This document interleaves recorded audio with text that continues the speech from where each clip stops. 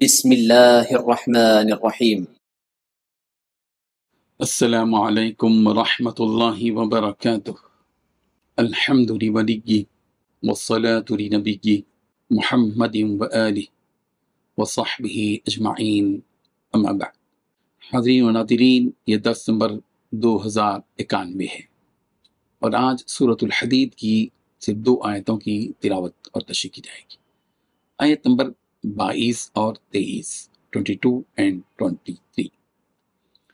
چلیے سب سے پہلے ہم ان 2 آیتوں کی تلاوت کرتے ہیں، لفظی ترجمے اور ترجمے کے بعد تشریح کرتے ہیں۔ اعوذ باللہ من الشیطان الرجیم، بسم اللہ الرحمن الرحیم۔ ما اصاب من مصیبت فی الارض ولا فی انفسکم إلا في كتاب من قبل أن نبرأها إن ذلك على الله يسير لكي لا تأسوا على ما فاتكم ولا تفرحوا بما آتاكم واللہ لا يحب كل مختال فخور، صدق اللہ العظیم۔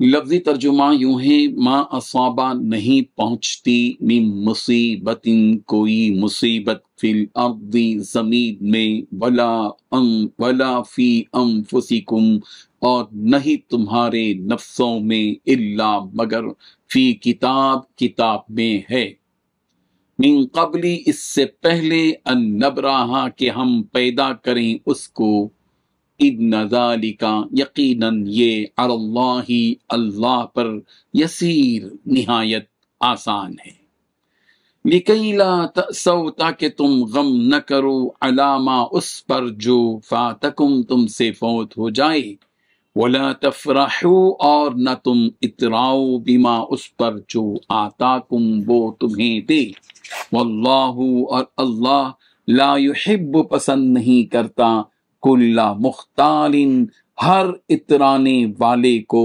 فخور جو فخر کرنے والا ہے۔ ترجمہ یوں ہے، کوئی مصیبت ایسی نہیں ہے جو زمین میں نازل ہوتی ہو یا تمہاری جانوں کو لاحق ہوتی ہو، مگر وہ ایک کتاب میں اس وقت سے درج ہے جب ہم نے ان جانوں کو پیدا بھی نہیں کیا تھا۔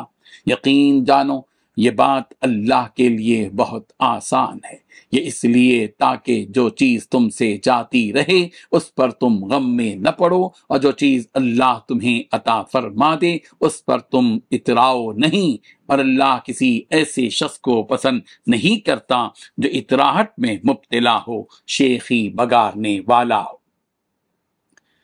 ان 2 آیتوں میں 6 باتیں بیان کی گئی ہیں۔ پہلی بات، کوئی مصیبت ایسی نہیں جو زمین میں نازل ہوتی ہے یا تمہاری جانوں کو لاحق ہوتی ہے۔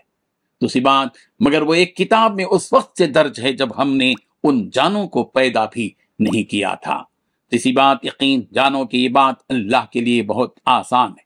چوتھی بات، یہ اس لیے کہ جو چیز تم سے جاتی رہے اس پر تم غم میں نہ پڑو۔ پانچویں بات، جو چیز اللہ تمہیں عطا کرے اس پر تم مت اتراؤ۔ چھٹی بات، اللہ کسی ایسے شخص کو پسند نہیں کرتا جو اترانے والا، شیخی باز۔ بزرگان محترم، اس دنیا میں جو کوئی مصیبت زمین پر آتی ہے، اس طرح کہ انسان کی کھیتی تباہ ہو گئی، اس کے رزق کو نقصان پہنچا، اس کا غلہ برباد ہو گیا، یا پھلوں اور غلے میں کمی آ گئی، قحط پڑ گیا، وغیرہ وغیرہ، یا پھر انسان کی جان میں کوئی نقصان ہو گیا کہ اسے بیماری لاحق ہو گئی، وہ کسی حادثے کا شکار ہو گیا، اپاہج ہو گیا، یا فقیر ہو گیا، یا بے اولاد ہو گیا، وغیرہ وغیرہ، تو ظاہر بات ہے کہ یہ سب اس اللہ کے فیصلے کی وجہ سے ہوتا ہے جس کے ہاتھ میں کل کائنات ہے، اور یہ فیصلہ بھی وہ ہے جو اس نے اس دنیا کے پیدا ہونے سے پہلے ہی ایک کتاب یعنی لوح محفوظ میں لکھ دیا ہے کہ اب اس کو کوئی بدل نہیں سکتا۔ لہذا جب بھی انسان کے ساتھ کچھ ایسا معاملہ پیش آ جائے کہ اس کی روزی تنگ ہو جائے یا وہ بیمار ہو جائے یا اور کسی نقصان سے وہ دوچار ہو جائے تو اسے مایوس اور غمگین ہونے کی کوئی ضرورت نہیں، بس وہ اپنے آپ دل میں یہ خیال کر لے کہ یہ اللہ کا فیصلہ ہے جس کو کوئی بدل نہیں سکتا، اور اللہ نے جو بھی کیا ہے وہ یقیناً ہمارے ہی فائدے کے لیے کیا ہوگا اور اس میں کوئی نہ کوئی مصلحت ضرور ہوگی۔ حضرت عمر رضی اللہ عنہ نے فرمایا کہ جب بھی کوئی مصیبت مجھے پہنچتی ہے تو مجھے اس سے 3 باتیں معلوم ہوتی ہیں۔ پہلی بات یہ کہ وہ مصیبت میرے دنیاوی معاملے میں ہے نہ کہ دینی، اس سے کہ اگر مصیبت دینی معاملے میں ہو تو تباہی یقینی ہے۔ دوسری یہ کہ یہ مصیبت اتنی بڑی نہیں ہے جتنی ہونی چاہیے تھی، یعنی انسان کے اعمال اگر دیکھیں تو یہ مصیبت اس کے اعمال بد کے سامنے کچھ بھی نہیں۔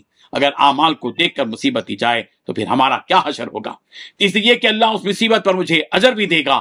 ان تینوں باتوں کو پیش نظر رکھتے ہوئے وہ اللہ کے دربار سے رجوع ہو اور توبہ و استغفار کرنے میں لگ جائے، اور یہ حقیقت ہے کہ ان میں سے ہر ایک کا فیصلہ وہاں لکھا جا چکا ہے، تو یہ چیز اللہ کے لیے کوئی بڑی بات نہیں ہے۔ ہاں، ہو سکتا ہے کہ تمہارے لیے ناممکن ہو کہ ساری دنیا کے انسانوں کی معلومات جمع کر پاؤ، لیکن اللہ کے لیے تو کوئی چیز بھی ناممکن نہیں۔ تو جب اللہ کسی کو مصیبت میں ڈال دے یا کسی کو نعمتوں سے نواز دے تو نہ ان مصیبتوں کے آنے پر غم کرنا چاہیے اور نہ ہی نعمتوں کے ملنے پر زیادہ فخر اور غرور کرنا چاہیے، اس سے کہ اس میں تمہارا کوئی دخل نہیں ہے، یہ تو بس اللہ کے حکم سے ہوا ہے۔ اور ایک بات ہمیشہ یاد رکھو کہ انسان کے پاس جب دولت و ثروت آتی ہے تو مغرور اور گھمنڈی ہو جاتا ہے۔ تم کبھی ایسا مت کرو، اس لیے کہ انسان تو محض ایک پتلا ہے جو وہی کرتا ہے جو اس کا مالک کہتا ہے، تو پھر اسے غرور کرنے کا کیا حق ہے؟ اور اللہ ایسے مغرور گھمنڈی انسان کو پسند نہیں کرتا۔ اللہ تبارک و تعالیٰ ان آیات پر ہم سب کو غور و فکر کرنے کی توفیق عطا فرمائے۔